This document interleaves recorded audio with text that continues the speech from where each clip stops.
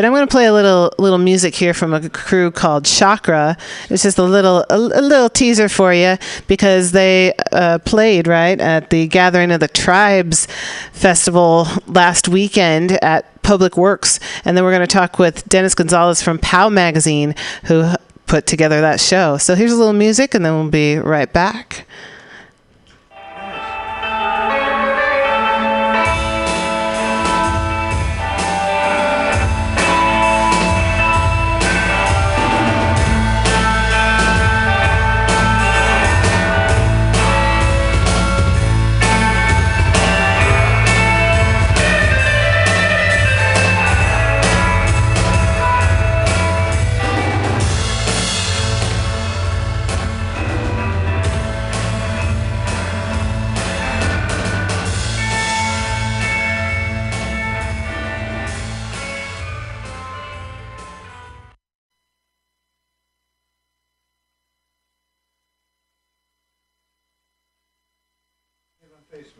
Well, that was a shorter teaser than I thought. But good to be here. You're listening to the Common Thread Collective on mutinyradio.fm here in San Francisco's Mission District. I'm Global Val. I'm here with Diamond Dave and our next guest for today, Dennis Gonzales from POW Magazine. Welcome. Oh, good afternoon. Good. There we go. You got me there? There we go. All right. Good afternoon. It's nice to see you again. Yeah, welcome to the show. So let's talk about POW Magazine and the Gathering of the Tribes show that you threw last weekend. Well, let's do a little quick summary about POW Magazine. I started POW Magazine a very, very long time ago in a fanzine. And then I quit the music business and then went to the web direction. And then got invited to another station here in the Bay Area. You probably know about it, KFJC in Los Altos Hills. They invited me to do a couple hours of the show dedicated to POW Magazine that I used to cover. And I had an enormous amount of library tape recordings and interviews and bands and stuff, indie, alternative rock, psychedelic, and all that. That became pretty well known, successful, and I decided to restart POW Magazine as a social media video journalistic approach. So now, since 7 years ago, since that first relaunch, that's what I've been doing around the world. Now, the Gathering of the Tribe, that's a completely different monster. That kind of hatched out in a roots effort in the music scene because everyone was doing their own thing. You know, they're doing their own little festivals, their own shows. And my idea was, okay, why don't you guys just band together and do a gathering of musicians and artists and just get it together as one festival? And it was a lot of effort to convince people. And so I took up the effort to do that. And the first one was totally successful in 2015 at Public Works. Right on. Yeah, it was a really cool show last weekend. I was able to come by for a couple hours. I think I saw 3 different bands. There was the Lee Gallagher and the Hallelujahs. Great band. They were amazing. They're like the favorite band of San Francisco. They were amazing. And they with the liquid light shows that were set up as well. I forget who the outfit is that does Mad Alchemy. Mad Alchemy. He brought that all back to San Francisco, and now he's doing it all over the world. It's so cool. Yeah. See, that's the thing about Gathering the Tribes, at least the first one and then the one that you and I, the second one. Mm-hmm.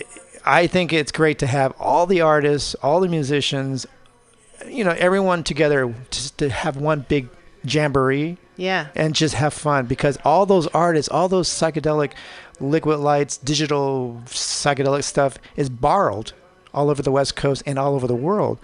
But we never do anything for ourselves. We're kind of borrowed everywhere to other festivals, other cities, other countries. So that's why we have this gathering. That's really cool because I think bands, when they play somewhere individually, they'd love to have something like that, like those liquid light shows on the wall projected behind them. And I always think like the poor drummers, they get it like right in their faces, But it had the kind of continuity of the feel of the event through the different bands, and they all got to have that, So absolutely. And it's very rare to have all the visual artists under one house, under one roof, because they're busy doing other things, little shows, festivals, and it's just the only time they can just converge under one roof and then share their art with the bands and the artists there. And it's like our homecoming. They're coming back from other festivals. They're coming back from other shows. And we're all meeting each other and all hanging out and just having one big party and one fun time. Yeah, it's nice to see like a band who'll perform and then they go downstairs and they're actually enjoying the next band. Exactly. It's not just shuffle in, shuffle out kind of thing that it seems might get a little tiresome in the music world. For me, it is. I'm running a fest for 12 hours nonstop. Yeah, let's make that point. It was a 12-hour festival at Public Works over here on... What is it? It's off of Mission, right? Erie Street. Erie Street, as in the Great Lake Erie. Yes. Exactly. Yeah, that's a cool spot. I hadn't been there in a long time, and it was good to go there because you have the different levels, and you can really have two different parties going on at the same time. But it seemed like it was scheduled well enough that the bands were kind of staggered, so you could go and enjoy with not a lot of overlap. So. And then you can take a little rest out in the makeshift patio that they put together on Erie Street. With the food truck, and it was kind of nice to escape a little bit and again get back into the venue and dive into the music, whatever is playing on stage. Yeah. So how did you draw these bands to be part of this? Are these bands that you've been personally familiar with, or was it like you said, kind of a community effort and different folks making different suggestions, or how did you get all this crew? And this is a really cool story. At the very first one, 3 years ago, when I started to hatch the idea to the musicians and artists and other people in the music scene, I told them, we can do it this way. We can make it successful if we surprise everybody. Just, hey, by the way, we're going to have a 12-hour festival with the best of the local music scene here in San Francisco and in East Bay. Instead of just giving the word out and telling everybody about it, we thought we'd surprise everybody. So we kept it a huge secret for a couple months while I worked out the logistics with Public Works. And what we were doing is something that hasn't been done ever, as far as I know. Local acts only, not national acts, no headliners, nothing. And the only way it's going to make it work is to have every single band intimately involved in promotions and the logistics behind it and putting a 12-hour festival together, stage, backlining and all that. And it worked. After we knew everything was together, then we launched our press release, and it surprised everybody across the Bay Area. It's like, what the heck is this? Yeah, they've got these people and these guys and those. Yeah. And we got the best visual artists in town. I mean, it was totally fun and successful. And then took a year off, and doing the second one was a lot harder because we took a year off. We had we started all over again. Yeah. And this time I'm not going to do that again. We're already planning ahead for the next one.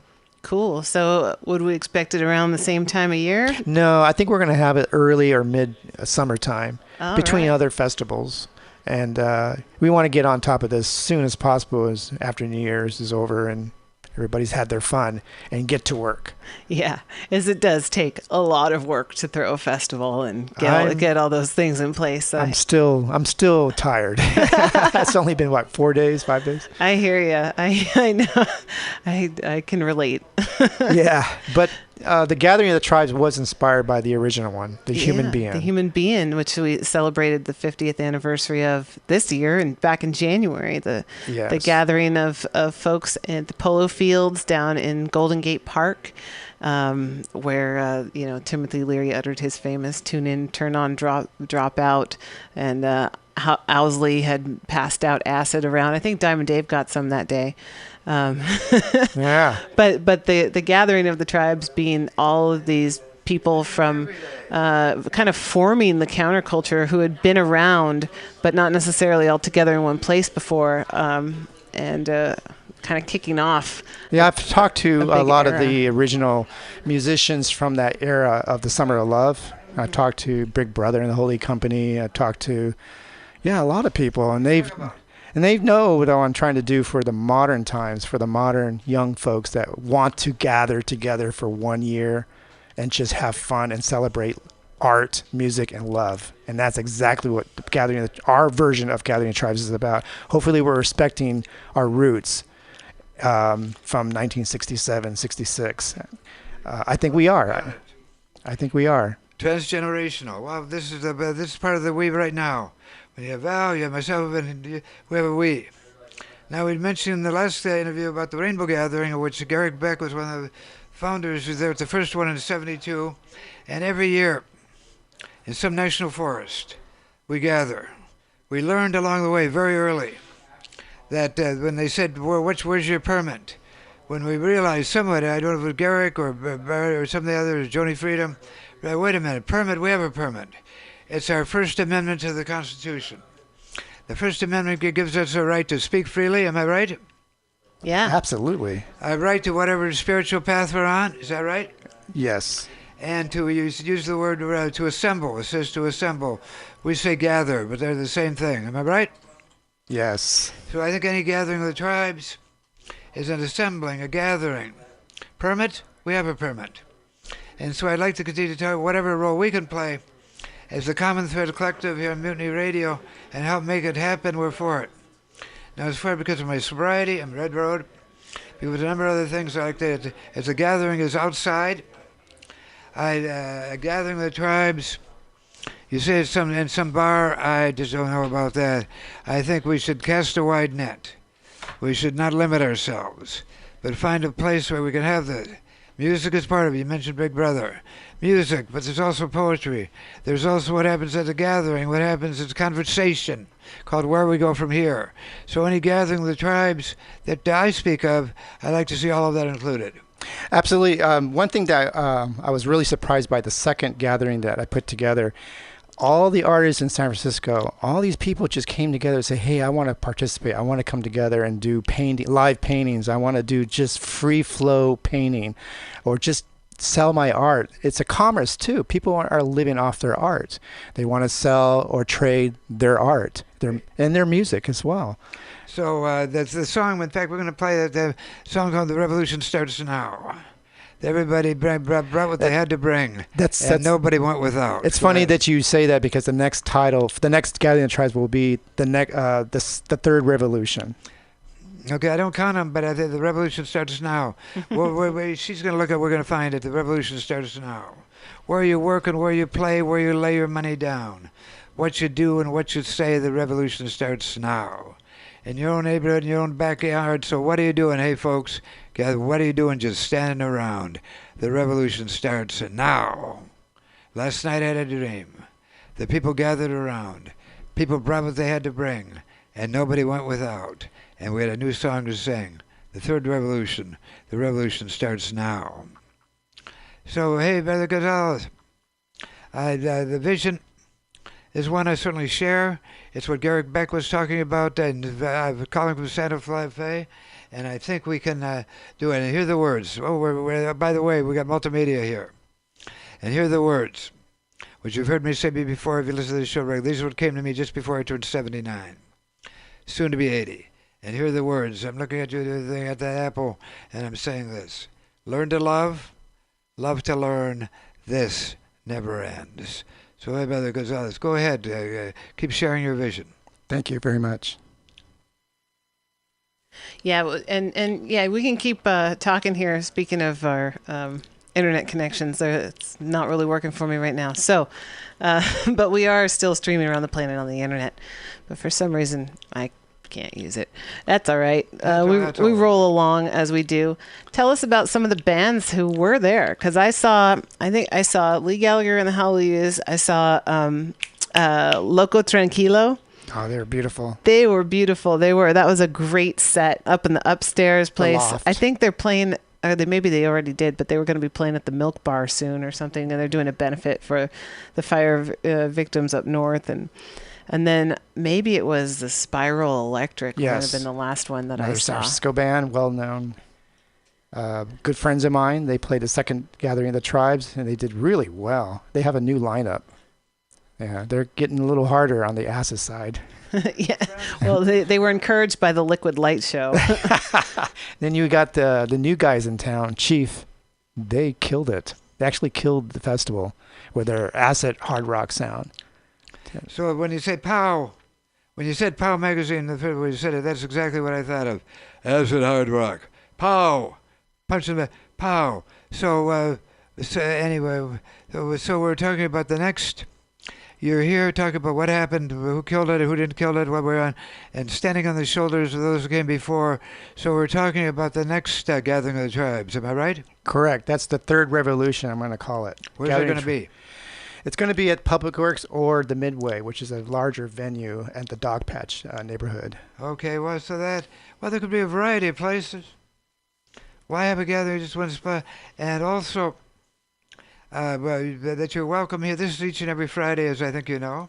Yes. So some of these folks are welcome to come back in whatever combination they want to come down in, from single to 4 or 5. We have all the mics are working out there. And so we can get some live sampling. How's that? That sounds like a great idea. So it's about doing more together than we can do on our own. And so, so that's the Gathering of the Tribes, Third Revolution. And I mentioned the first Gathering of the Tribes, at least in my mind, was the Gathering of the Tribes in Golden Gate Park. In Golden Gate Park, the 10th of January, 1967. I was there. In fact, have you seen that video? I think we can find it. Where I was there for the 50th anniversary, Gathering of the Tribes, and so you haven't invented something entirely new. You're standing on the shoulders and others in a way, and how we can weave it all together is what we're talking about. That's what we want to do. We want to respect our past and just keep doing it. Keep bringing everybody together under one roof, or it's on the grass, whatever we're going to hold this festival in the future. That are included under that designation, the more it can happen. Free and not to be so. Hey, we're gonna continue to talk. Did you have a day? You mentioned a couple of venues, a couple of bars. Do you have a date in mind? What kind of? We're shooting for July, mid-July. So we have a lot of work to do after the New Year. I'd like to see poetry included. Oh, absolutely. I'd like to see all included, and of course, remember the Rainbow Gathering. And I will suggest once again that you take a look at the video on YouTube about the gathering, our Wyoming gathering in 08 called We Love You. So you get an idea of how we roll, and that's going to be the first week. So over the 4th of July. So we can say, declare your independence, acknowledge our interdependence, the third revolution. We've been so many. The third revolution. So think about how that can be included. It will be included for me. How it can be included, and how we can, starting right now, do more together than any of us can do on our own. I'm speechless. That's okay.